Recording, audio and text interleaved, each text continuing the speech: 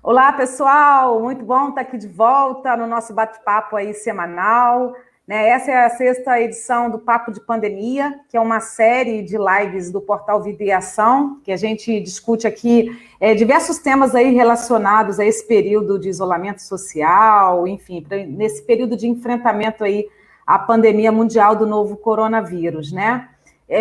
Bom, além de ouvir especialistas, a gente traz aqui também algumas histórias de superação de pessoas que enfrentaram algum tipo de situação na área de saúde, enfim, sempre com esse viés da saúde, de bem-estar, qualidade de vida, sustentabilidade. E aí hoje, enfim, a gente teve uma semana muito tumultuada aí de novidades aí na área com relação à pandemia. E aí a gente resolveu convidar aqui hoje pessoas que enfrentaram a doença. Então, assim, a gente está trazendo aqui hoje dois jornalistas incríveis, que é o Aziz Filho e o Alberto Corona. Bom vocês estarem participando aqui com a gente. Olá, tudo jóia? Bem? Olá, tudo bom? Bem. Jóia, então, gente, é o seguinte, a gente também tem mais uma convidada de hoje, que é a Hilda Medeiros. Ela está com um probleminha aqui de conexão, mas ela já está voltando daqui a pouquinho aqui para a live. Enquanto isso, a gente vai batendo um papo aqui com vocês, enfim, com o Aziz e com o Corona. Bom, como a gente estava falando, a gente teve essa semana aí, uma semana bastante intensa aí, de muitas coisas acontecendo em relação à Covid, né? E essa live de hoje, a gente escolheu esse tema, da gripezinha às 70 mil mortes, né? Uma realidade sem máscaras. Porque, assim, enfim, quando tudo começou, foi minimizado muito o problema que a gente estava vivenciando, inclusive, a gente nem máscara a gente usava, os outros países, todo mundo estava usando máscara, a gente aqui não usava máscara, só lavava a mão, enfim. Então, assim, a gente tem uma evolução, cada hora é uma coisa, cada hora é uma informação. As pessoas ficam ainda, apesar da gente ter muito acesso a muita informação, são muitas dúvidas. E aí, enfim, a gente tem pessoas que acompanham o noticiário, enfim, que também estão acompanhando tudo que está acontecendo e que também se contaminaram, né? Enfim, Aziz, como é que aconteceu? O que você acha que aconteceu com você? Como é que foi essa sua história aí? Como é que você se contaminou? O que você acha que aconteceu? Eu soube que você estava muito em casa, seguindo todas as regras aí de isolamento social, você é muito consciente desse seu papel, né? Enfim, você tem uma consciência sobre isso e você se contaminou. O que aconteceu? O que você acha que aconteceu? Como é que você acha que você se contaminou? Primeiro, e depois eu queria que você contasse para a gente como é que foi esse período aí, que foi dramático, né? Você ficou internado no hospital, foi bem barra, né? Conta para a gente, por favor. Olha, Rosane, hoje, olá a todos, é um prazer estar aqui com vocês. Hoje eu acho que eu fui sorteado, né? Porque a sensação de que eu estou imunizado, né? Até que se prove o contrário, é como se eu tivesse sido vacinado. Então, claro que eu não estou relaxando totalmente, continuo usando máscara, continuo tendo todos os cuidados. Quando chego da rua, quando eu preciso sair, sempre lavo muito a mão antes de pegar minha filha, antes de abraçá-la, enfim. Mas não posso deixar de dizer que eu me sinto privilegiado por ter os anticorpos e estar saindo. Deixa eu só te cortar um pouquinho para dizer aqui, gente, que a Hilda Medeiros conseguiu entrar aqui. Ela vai logo em seguida, o Alberto vai ficar ali aguardando um pouquinho, a Hilda daqui a pouquinho vai entrar conversando com a gente. Desculpa, Aziz, você estava falando sobre você ter se imunizado, né? O fato de você já ter pego a doença, de certa forma, te imunizou, te deixa um pouco mais tranquilo.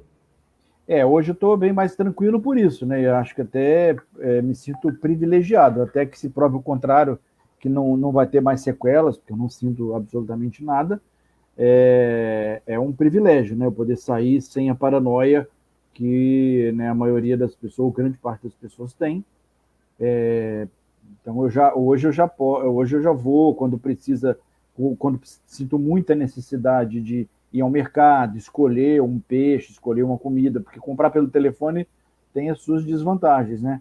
E antes dessa contaminação, a gente não estava fazendo absolutamente nada disso.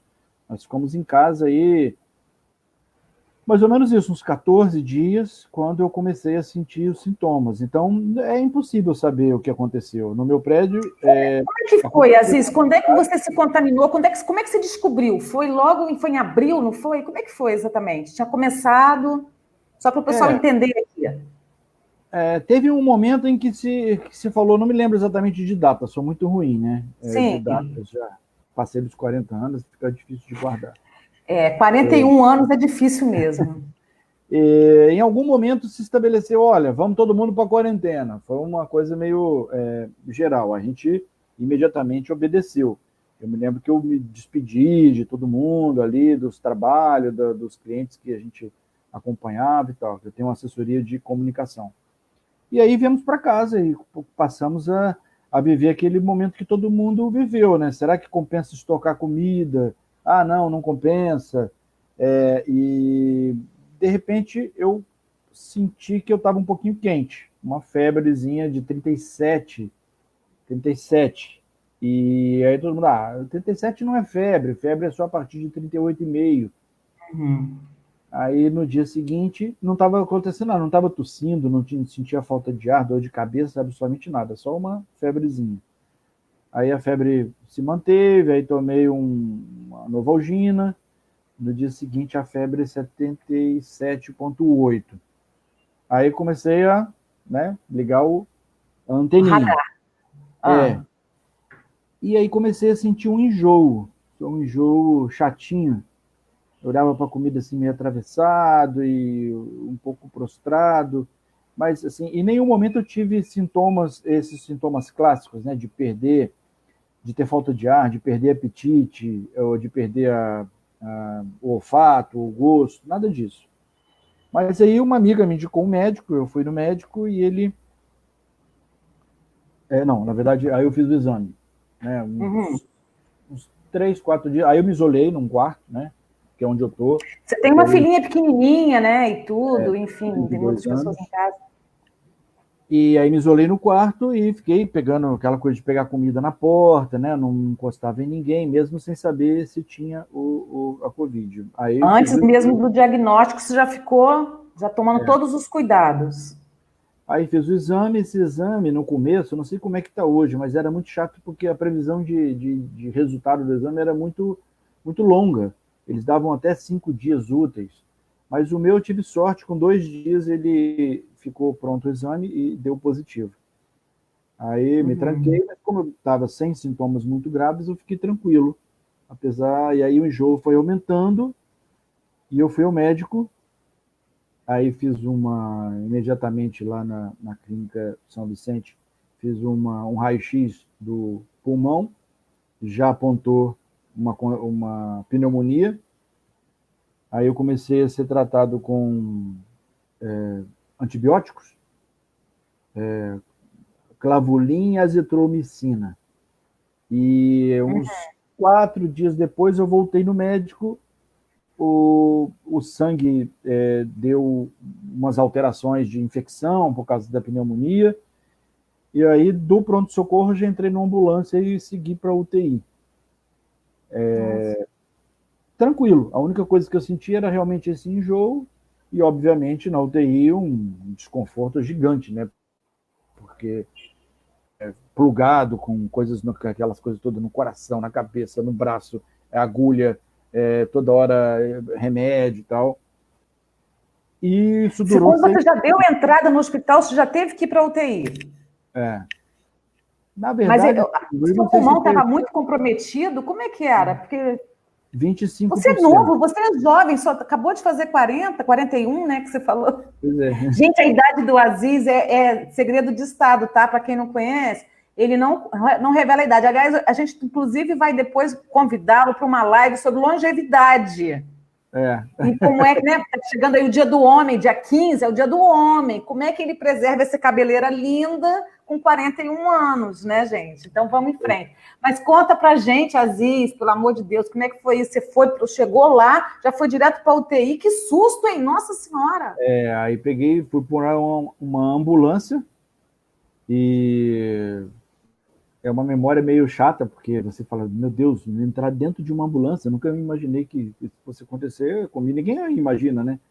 e aquelas estradas ali para cima da Clínica São Vicente, descendo para cá, tudo de pedra. Eu balançava muito, o enjoo foi aumentando. Falei, pronto, já era. E você não tinha falta de ar? Você não tinha aquela Não, falta de ar que é não característica? tinha. Ah, sim, a gente Nossa. teve um episódio que faz parte da vida de todo mundo que tem suspeita de Covid, que é o oxímetro, né? Eu comprei muito Sim, rapidamente o oxímetro, comecei a medir, estava tudo bem. para medir E a aí, saturação, né? aí começou a cair para 96, 95, 94. Aí o médico achou melhor.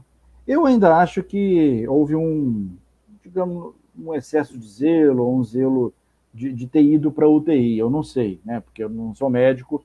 E também, assim, eu durante o tempo todo, eu falei, bom, eu tenho que estabelecer uma estratégia para eu não pirar. Primeira coisa, eu não sou médico, então não vou tentar ser médico. Tem muita gente que fica, né, pesquisando, que remédio Sim, que eu estou tomando, qual é a dosagem e tal, nada disso. Eu só queria saber. contestando também, né? O A tipo de única tratamento. informação que eu quis durante todo o tempo que eu estava na UTI era saber qual filme as pessoas tinham para indicar no Netflix. Eu fiquei olhando só, mais nada. Então, assim, entrava enfermeira, saía enfermeira, me dá o braço, toma aí. Agora está na hora do remédio, não quero nem saber qual é. E fui sobrevivendo assim. E acho que Certo. deu certo, porque depois que eu voltei para casa, que a gente está sendo escravizado em casa pelas mulheres, né? Eu fiquei até um pouco com saudade do hospital, assim, da Ah, série meu que eu Deus, vi a, aqui na a comida não Netflix. era boa também, Aziz? Era boa a comida? Muito boa. Não tem, não tem aquela coisa que chama de complexo de. Você Como é ficou que internado em qual hospital, Aziz? Foi qual Síndrome de hospital? Estocolmo, que você fica apaixonado pelo sequestrador. Então eu fiquei um pouco assim, com saudade do hospital, da tranquilidade lá. Eu fiquei no Ah, Pop Center. É muito bom. deixa a Isabela saber disso. É, gente, mas olha só, você ficou uma semana, foi isso, né? Você ficou uma semana internado.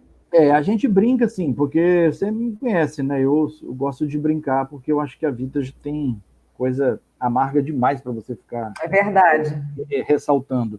Mas de fato é uma situação bastante complicada, assim. Você fica no hospital sem poder ter contato com quem você ama, né? Sem saber o que vai acontecer com você. Em nenhum momento eu pensei que eu fosse morrer. Assim, não é que eu não pensei, claro. Mas em nenhum momento eu senti que eu fosse morrer, né? Eu sentia que eu ia sair dali bem. Mas também eu podia, às vezes eu falava assim, será que eu estou sendo otimista demais, né? Porque às vezes eu sou. E assim, tinha medo, porque aqui no Rio somos eu, minha mulher e minha filha. A gente não tem parente, não tem ninguém assim de família, né? Eu sou de Aham. Minas, ela é de Brasília. E aí eu falei, bom, tipo, no terceiro dia que eu estava no hospital, ela falou, olha, perdi o olfato. Eu falei, ferrou. Imagina se acontecesse, se ela agravar, o que vai Uhum. acontecer com minha filha de 2 anos, se ela tiver que ir para um hospital, entendeu? Isso Ninguém aí, sabe essa o que deixar. ansiedade, esse clima foi o pior, né, Aziz? Era pior do que estar plugado ali em vários equipamentos. Isso. O que se passava pela sua cabeça ali, sua preocupação com a sua família, foi assim, pior, talvez. Foi. Aí eu corria para o Netflix, para os filmes, para tentar esquecer essas possibilidades. Mas, Sim. graças a Deus, a Isabela só teve isso. Perdeu o olfato por uns Que bom. 5 dias, mais ou menos, e não teve absolutamente mais nada. Certo. Depois, ela até falou esses dias, falou, olha, eu senti dor de cabeça, senti um pouco de mal-estar, mas eu não queria admitir nem para mim mesmo que isso estava acontecendo em função da Júlia, né? Sim. E ela foi meio negacionista ali da doença, mas felizmente não teve agravamento nenhum. E Imagino. aí, Mas quando volta para casa, é a melhor coisa do mundo, né? que bom, né? A Julinha, que fofa, É, né? 2 aninhos, né? Menos de 2, né?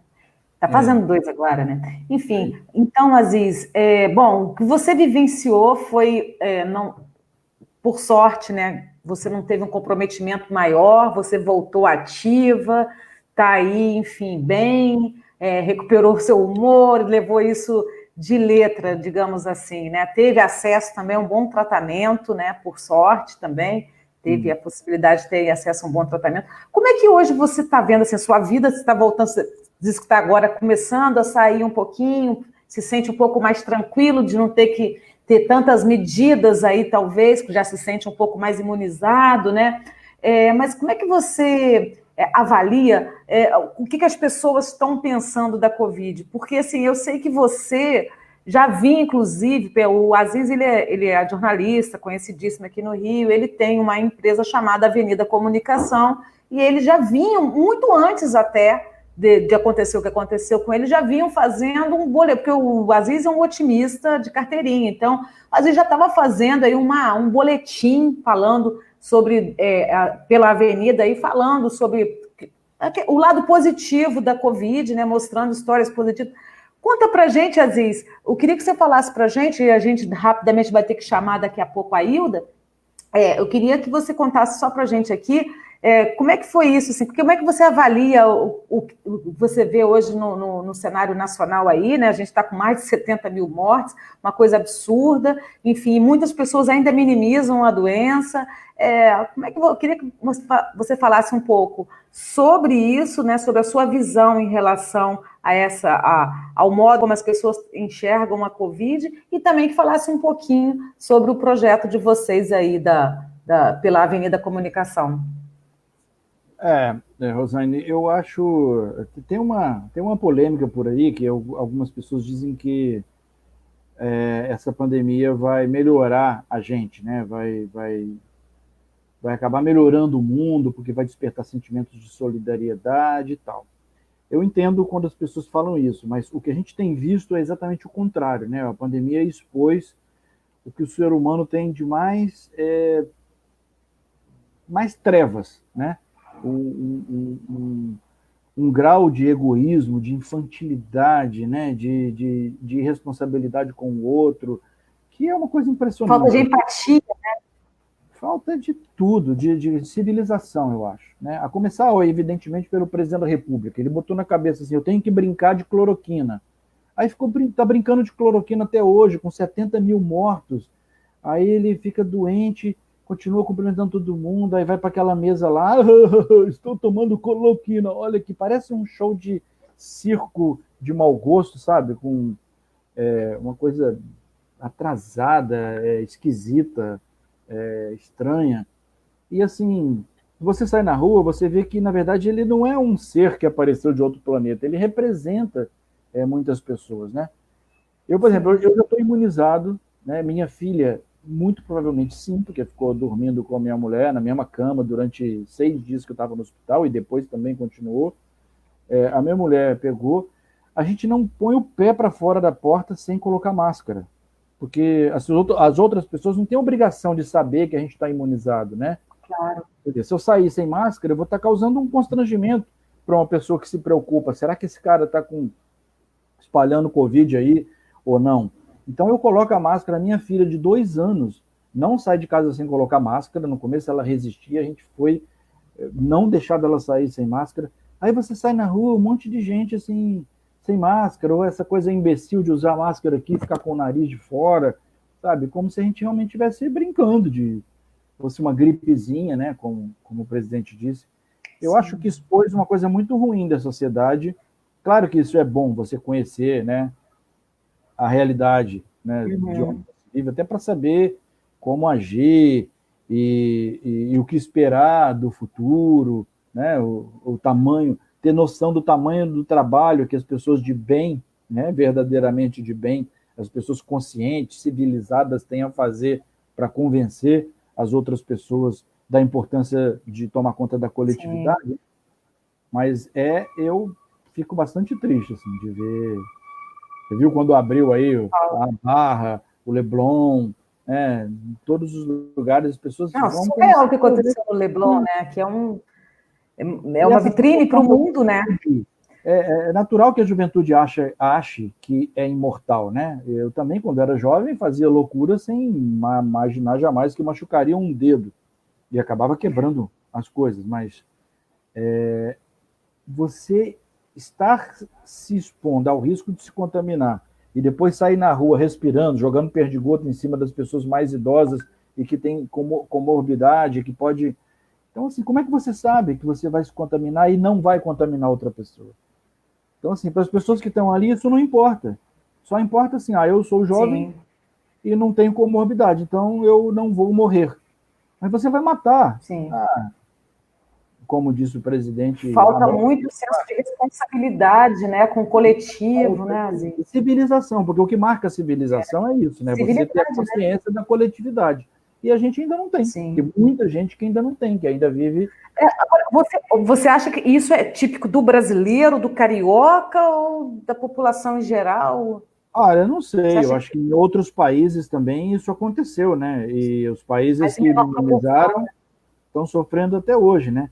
A outra coisa também que mostra assim, a falta de preparo dos nossos governantes, ou de parte deles, para a ideia, falta de preparo, de conhecimento, né? de experiência, maturidade, capacidade para exercer os seus cargos, né? Está todo mundo vendo que os países que fizeram as medidas que deveriam ser tomadas, hoje estão retomando a economia, estão retomando os empregos, e a gente está nesse buraco, um buraco sem fundo. Você vê agora o Jornal Nacional está fazendo a média, né? A gente continua ali com a média altíssima, estamos com 70 mil mortos, um dos países mais afetados do mundo, e nem era para ter, porque a gente nem está na rota principal de viagem das pessoas, né? Que foram contaminadas inicialmente, e as pessoas estão aí. Esses governantes estão achando que não, que tem que abrir agora, e se abrir agora, nós vamos ficar muito mais tempo com desemprego, né? Você vê agora Cuba, por exemplo, acabou de abrir para o turismo, tomando os cuidados, claro. A Europa está abrindo também, a França está abrindo, e a gente está precisando fechar. A gente está fazendo um movimento inverso, né? Abre, depois fecha, tem que fechar. Aziz, a gente vai ter que encerrar aqui um pouquinho com você. A Gisele está perguntando aqui, Aziz, foi só uma gripezinha? Bom dia, Gisele, obrigada por estar aqui. Foi só uma gripezinha? Não foi, né, Aziz? Não foi. Não foi uma gripezinha, não foi nada legal, né?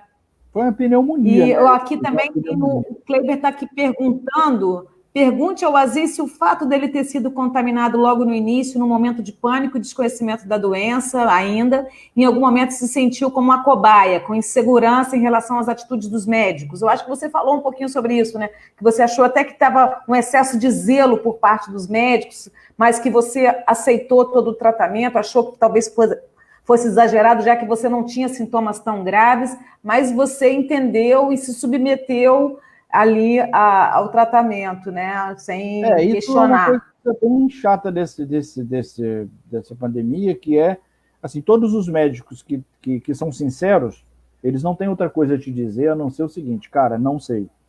Né? Então, assim, ninguém sabe se isso vai ter sequelas no futuro, se esse vírus vai fazer mutação e a gente vai estar ou não imunizado para sempre, quanto tempo dura a imunidade. Quando você está doente, ninguém sabe se você vai ou não vai evoluir para uma situação que precisa ser entubado. Então, é tudo... E não sabe mesmo, ainda não sabe, né?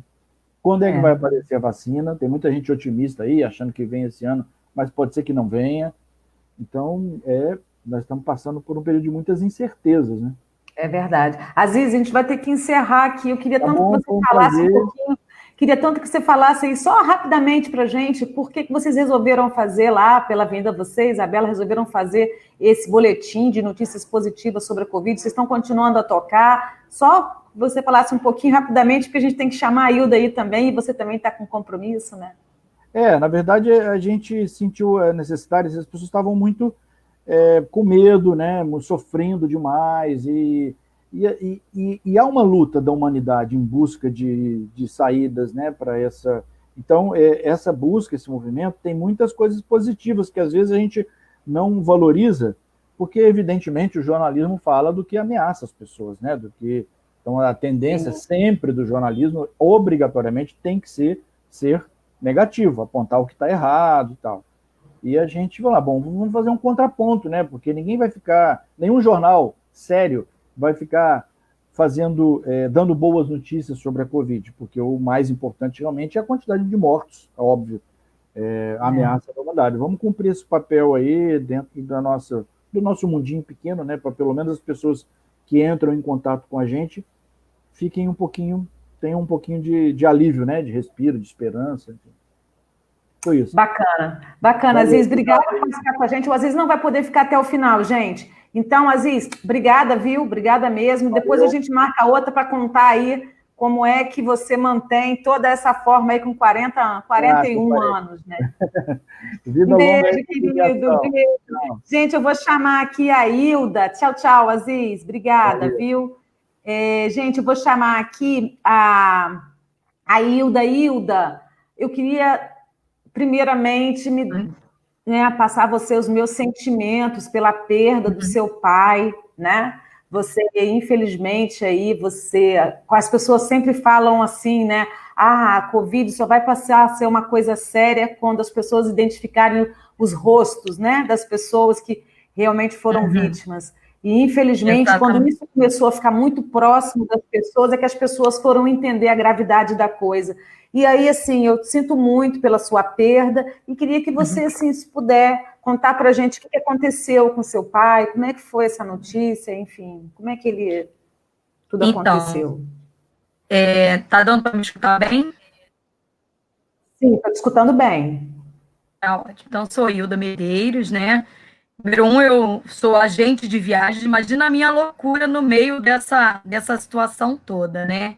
Nossa, então, meu pai, ele tinha 80 anos, né? Era assim, muito brincalhão. Ele morava em Pedra de Guaratiba, um lugar assim afastado. Ele falava que lá não ia ter nunca coronavírus. Ele começa por aí. E ele adorava um supermercado. Todo dia eu falava que eu ia mandar lá o caçador de velhinhos mandar parar, né? Ele de sair e tal. Naquele início ele não estava usando máscara. Então, já veio logo desse início. Não, né, Hilda? Todo mundo, né? Ninguém estava usando máscara no início. A gente demorou muito a começar a usar máscara, né? Isso. Ele até fez um vídeo com a gente, mostrando as máscaras que ele tinha, a gente ria beça. Até que um belo dia, ele começou a ficar com febre e tal. E aí minha madrasta me ligou para contar, né? E aí eu briguei a beça, que eu estava brigando a beça com ele. Tá? Já por fim, ele já estava começando a usar máscara e evitar a saída de casa, né? Porque qualquer coisa ele ia lá no supermercado. E soube até que ele andou por outros lados, sabe? Mas pela fatura do cartão de crédito, eu vi que ele ia ao supermercado todo dia, daqueles velhos fujões, né? Então, enfim. Aí a minha madrasta me avisou que ele estava com febre e tal.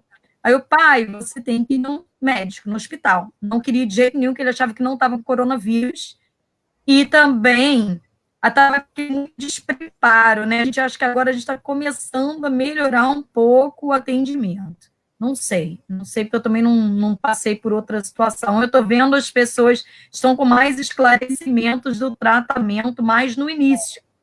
Eu também atuo, eu tenho uma agência de viagens numa comunidade, eu percebo isso claramente, eu moro em Niterói, aqui a gente tem esse programa médico de família, os médicos estão muito atentos a esse início, é muito importante. Se o papai tivesse um médico de família, naquele momento, ele não teria vindo a óbito, eu creio, entendeu? Mas ficou aquele desencontro aí, faz uma chamada de vídeo lá no hospital, ele era aposentado da Petrobras, tinha aquele hospital Albert Einstein, aí não sei o quê, aí conseguiu atendimento, aí não sei o quê, procura hospital, aí foi para o hospital, o primeiro hospital que ele bateu, não vou falar nomes para não ficar chato, um senhor de 80 anos, não fizeram, ele já foi com a indicação que minhas amigas médicas foram me orientando, ele tinha que fazer a tomografia, medir o oxigênio, a gente não conseguiu fazer o oxímetro para ele, não tinha oxímetro, não tinha como comprar, então ele foi direto para o hospital.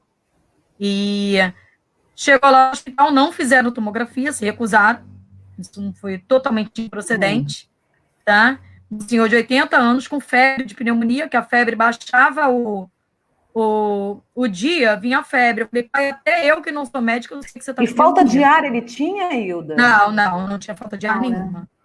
Tá? Não tinha falta de ar nenhuma. Daí, no porque primeiro você se lembra que no início todo mundo falava assim, não, você só vai para uma emergência se tiver falta de ar. Se não tiver falta de ar, não precisa ir para emergência. Olha o absurdo, porque o coronavírus, ele é silencioso, você não sabe. Justamente o problema dele é que você chega no hospital bem, papai ia dirigindo, tá?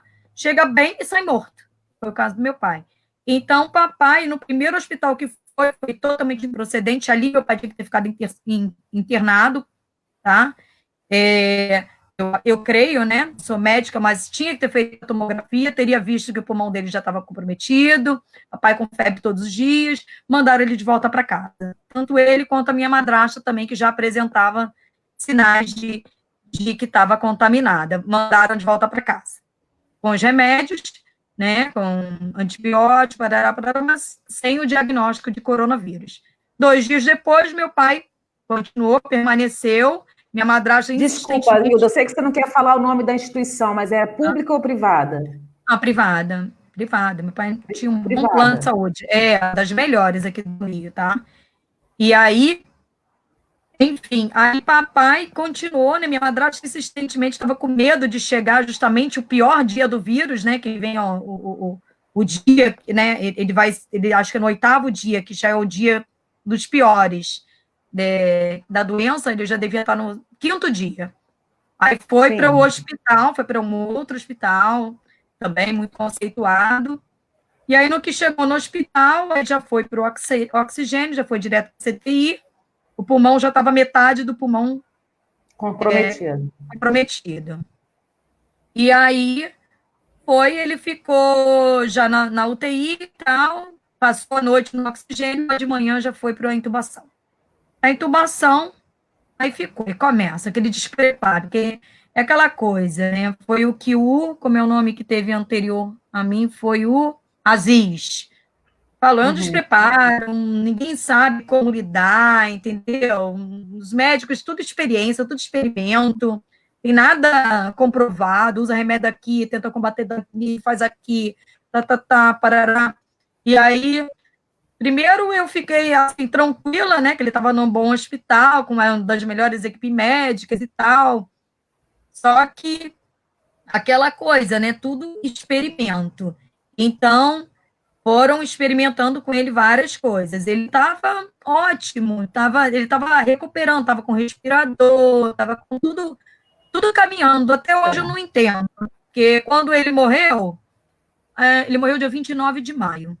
De uma hora para outra me ligaram, ele fez a traqueostomia, que agora está fazendo a traqueostomia antes do 15º dia, para poder melhorar a qualidade de vida e tirar o respirador. O papai já estava nesse trâmite do desmame, estava já sem febre, não sei o quê.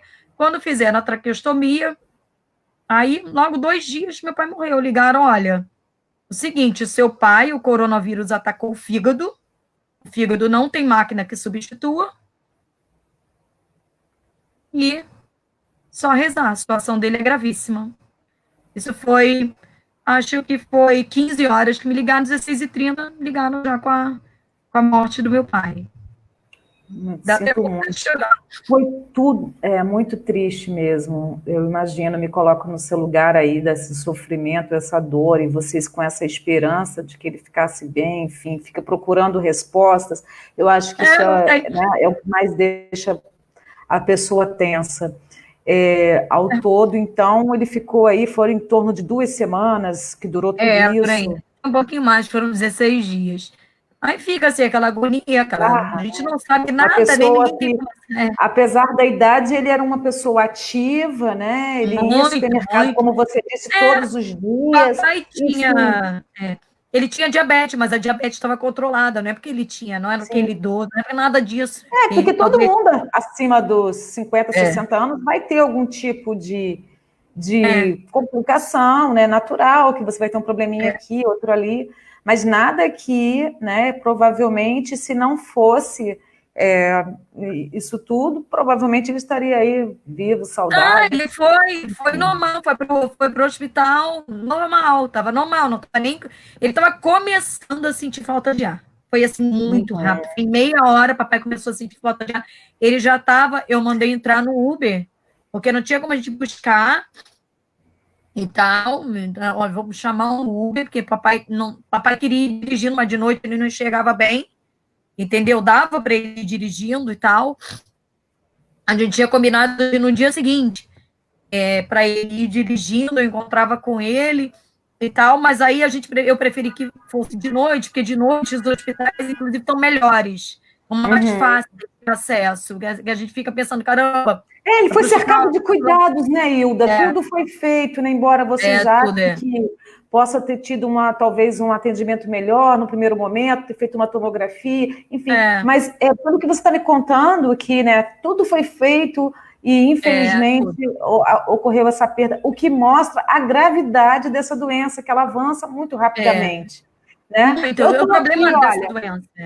Tem aqui o Bernardo Azeredo, que entrou aqui na live e falou: Hilda é uma pessoa muito especial, eu e minha namorada somos seus clientes e ficamos surpresos com a sua resiliência e bom humor diante do triste episódio. Desejamos felicidades para ela e sua família. Obrigada, Bernardo, por mandar essa mensagem.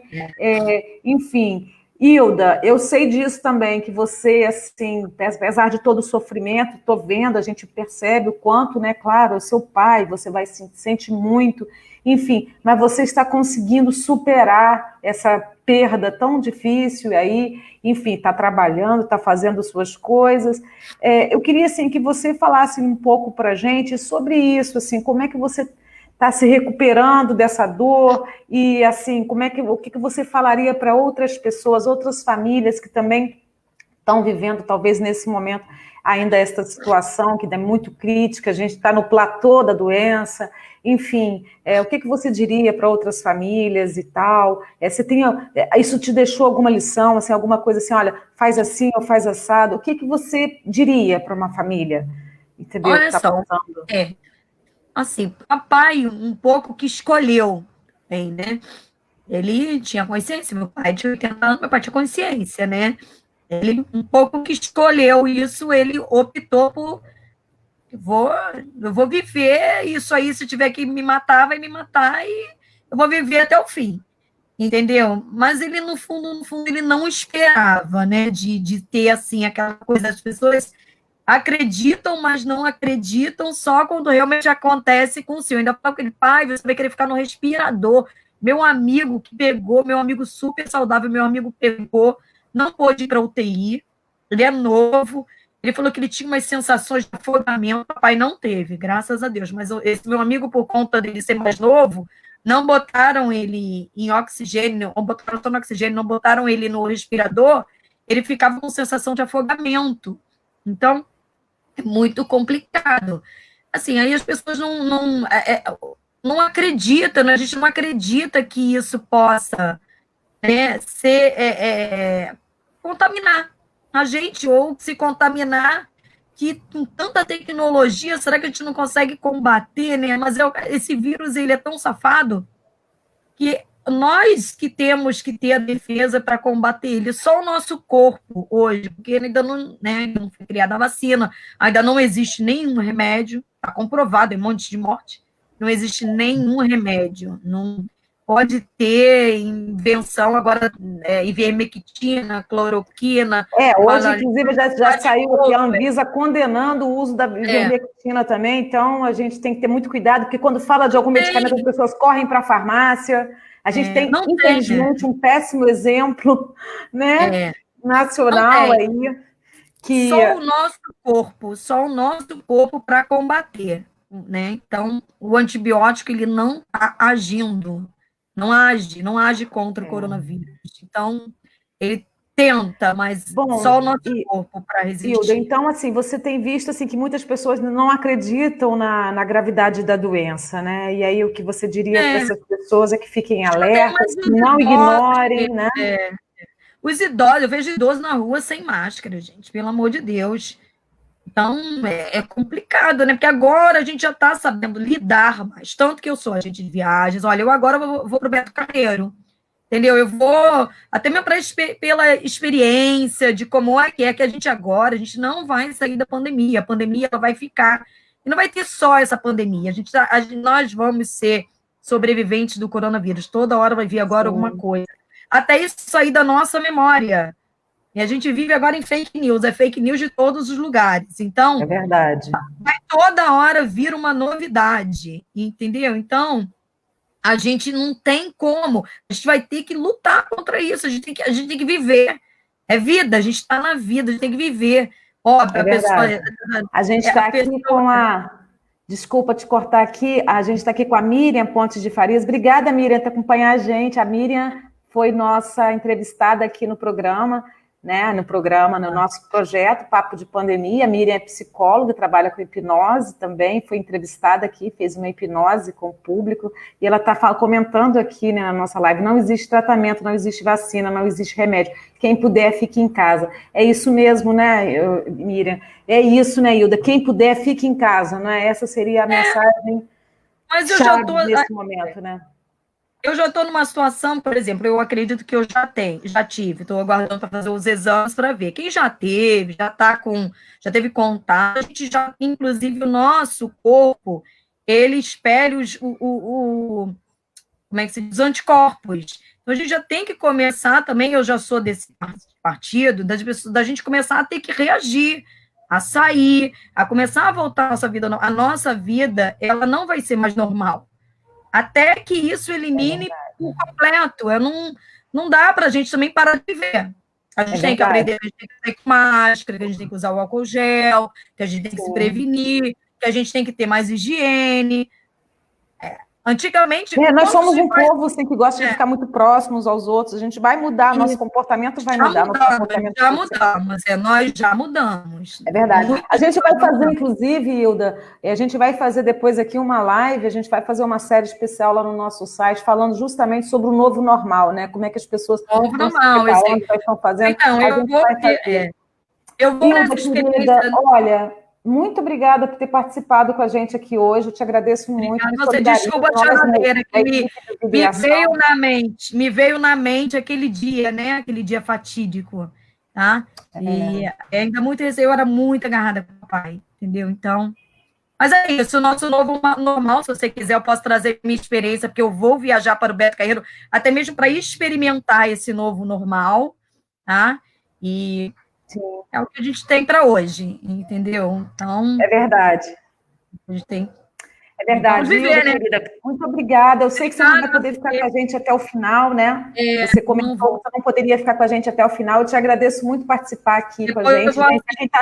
Para quem está entrando agora aqui na live, olha, a Hilda Medeiros acabou de contar para a gente aqui a história dela, né? Do pai dela, que com 80 anos, infelizmente, foi contaminado e faleceu por conta da Covid. Uma história muito triste, a gente se solidariza com você, Hilda, e com todas as familiares das mais de 70 mil vítimas dessa doença, que, infelizmente, algumas pessoas ainda acham que é só uma gripezinha, é só uma febrezinha, é só uma coisinha que vai passar, um ventinho. Infelizmente, não é essa a realidade, né? E a gente está trazendo aqui hoje o rosto de uma filha que perdeu um pai para essa doença, que infelizmente as pessoas ainda ignoram e não respeitam a dor dessas famílias. O que a gente tem que dizer para elas é: preparem-se, porque ninguém está imune, infelizmente. Inclusive, a gente não sabe nem se quem passou pela doença está efetivamente imune, porque as coisas estão ainda... Tem muita pesquisa pela frente. Mas, enfim, Hilda, obrigada, querida, sinto muito, tá? Muito obrigada pela sua participação. Ok? Tá bom. Sucesso lá nos seus negócios lá. A Hilda é agente de viagem, gente. Vamos também, né? Temos que prestigiar aí o pessoal que trabalha com agências de viagem, que sofreram muitos impactos também, mas isso aí, infelizmente, é um papo que a gente teria que ter um outro momento. Muito obrigada, Hilda, querida. Tchau, obrigada. Tchau. Gente, eu vou convidar aqui agora o nosso querido Alberto Corona, que apesar desse sobrenome, gente, ele é o Corona do bem, tá bom, gente? E olha, o Corona, obrigada, Corona, de você estar aqui com a gente hoje. A gente chama sempre ele carinhosamente de Corona. Ele é jornalista incrível, assessor de imprensa. Inclusive, gente, se vocês forem lá no nosso portal Vida e Ação, botar lá Corona, Alberto Corona, vocês vão encontrar a história dele, que é uma história incrível. Ele deu um relato para a gente super bacana, entendeu? Logo depois que ele saiu, né, do hospital, ele ficou internado, foi uma situação muito, muito difícil para ele, mas ele deu um depoimento muito bacana para a gente. Eu recomendo que vocês depois entrem no nosso site, entrem no nosso YouTube e verifiquem esse depoimento dele lá. Mas hoje a gente convidou o Corona aqui para falar rapidamente com a gente como é que está a vida dele agora, né? Recuperado, entendeu? Como é que ele está? Eu já sei que ele está aí a mil, ele trabalha com assessoria de imprensa, faz milhões de coisas. Gente, obrigada, Corona, de estar aqui com a gente. Valeu, Rosane, obrigado. E eu queria também meus sentimentos aí para a Hilda Medeiros, e com essa força que ela passa na questão desse novo tempo, né, dessa nova vida, e com tudo que ela deixou aí de exemplos aí para a gente, e também do Aziz, né, que foi também um depoimento dele muito importante aqui nessa trilogia, né, sobre a nossa doença, mas sobre a doença de quem teve e as nossas também.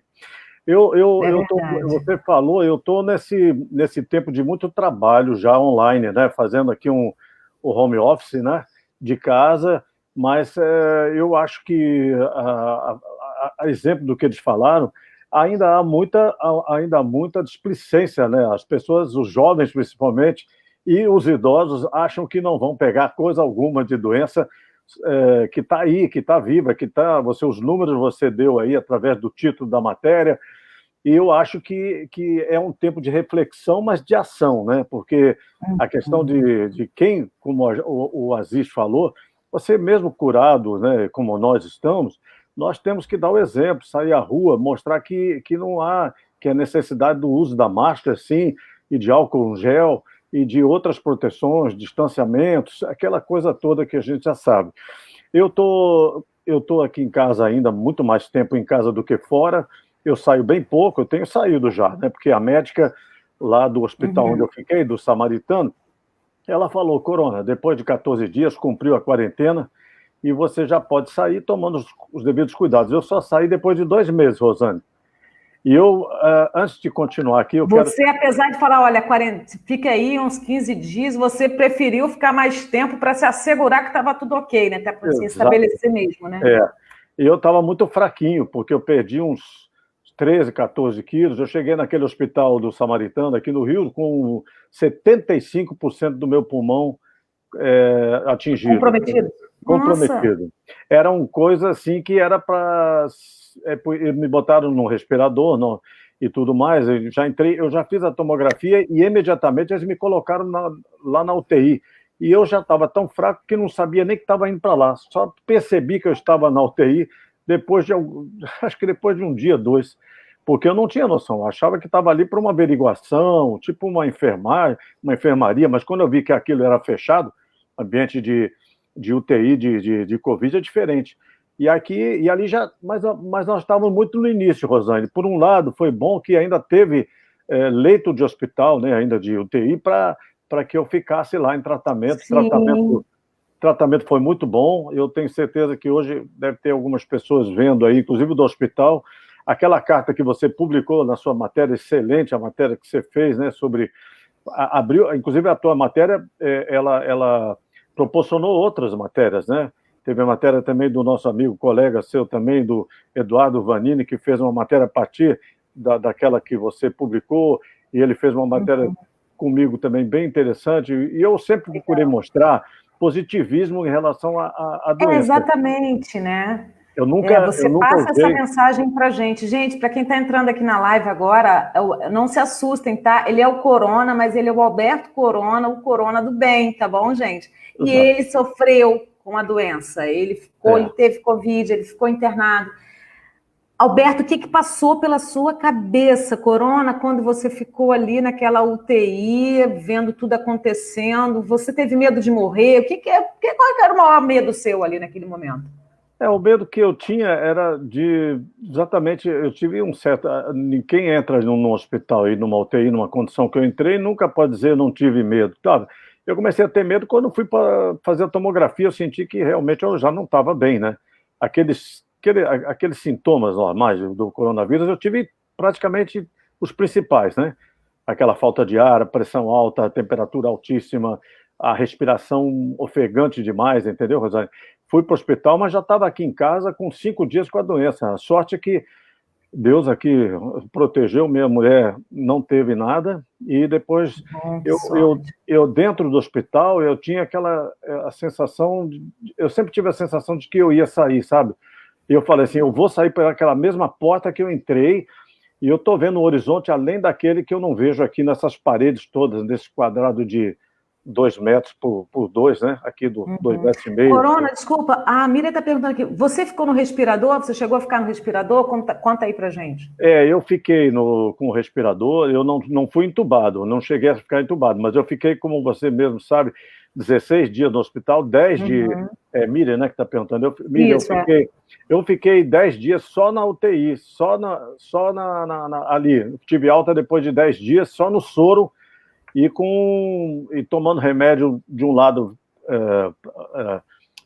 tudo injetável, né? Eu já tinha aqui um acesso, do outro lado tinha um outro acesso, porque eles faziam 4 exames de sangue para ver exatamente a oxigenação, como é que andava, estava muito baixo. Quando eu cheguei lá, estava girando 86, 85, entendeu? Estava muito ruim.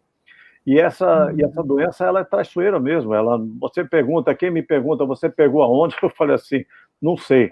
Porque até então você fazia muita coisa, ia ao mercado, ia para a clínica de fisioterapia, eu ia para a academia fazer aula de musculação, de hidroginástica, essas coisas todas, né? Ia para a farmácia, então... Você acredita que tenha acontecido aí, numa dessas suas coisas de rotina? Naquele momento também ninguém estava usando máscara, né, Corona? No início não usava máscara. Não tinha essa recomendação. Inclusive falava, não usem máscara. Aí não tinha história da máscara caseira, né? Depois isso veio. Você teve a doença muito no início ali da pandemia, né? Uma coisa que eu também, reforçando aquilo que você perguntou, a minha fé é uma coisa que me segurou. Eu sou católico, mas eu vejo que tem muita gente no nosso grupo de tantas religiões, e todas elas, eu vejo todas as pessoas de várias religiões pedindo a minha cura. E ficaram dando mensagens. Eu recebi muitas mensagens, né? No hospital eu ficava com o celular, que podia ficar com o celular, né, Rosane? Porque lá eu não falava com ninguém, não recebia ninguém, então aquilo era horrível, porque você olhava os médicos, os enfermeiros, técnicos, todo mundo com aquela máscara, com todo mundo protegido, evidente, mas eu não tinha quase contato com eles, assim, tanto é que entrava outro, falava assim, pô, tu não tá me reconhecendo? Eu falei assim, pô, com essa máscara na cara, isso aqui virou uma coisa que a gente não identifica mais ninguém, né? Mas eu tinha, sabe, Rosane, um dia, era 1h pouca da manhã, o meu grupo de oração, chamado Grupo a Turma do Pecado Lavado, né? Que pertence à igreja lá da Gávea. Todos eles faziam muitas orações diárias, mas havia um dia que era para vigília.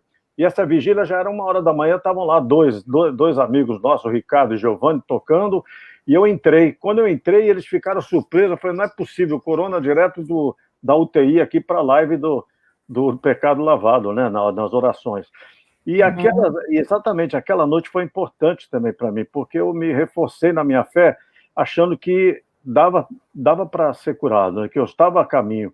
E começou a baixar um pouco a oxigenação, começou a melhorar, aí entraram com um aparelho de oxigênio diferente, né, de alto fluxo de oxigênio, e esse aparelho, claro, com toda a medicação que eles estavam usando, dentro do protocolo à época, inclusive eu tomei cloroquina, segundo eles, né?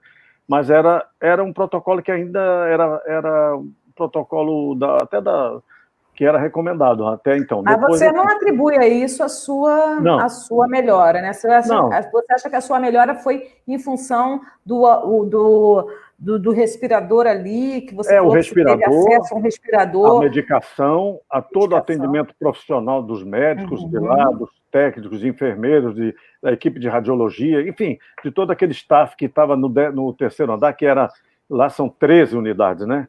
Já estavam praticamente todas ocupadas, imagine só. E o tratamento que eu tive ali foi muito importante. E a partir daí eu comecei a melhorar até o ponto em que eu tive alta, né? Mas eu vi que a vida ali, havia alguma coisa muito diferente, que a coisa não era só comigo. Eu comecei a tomar conhecimento até através dos nossos grupos de jornalistas, né? Que eu vi que era muita gente já infectada, né?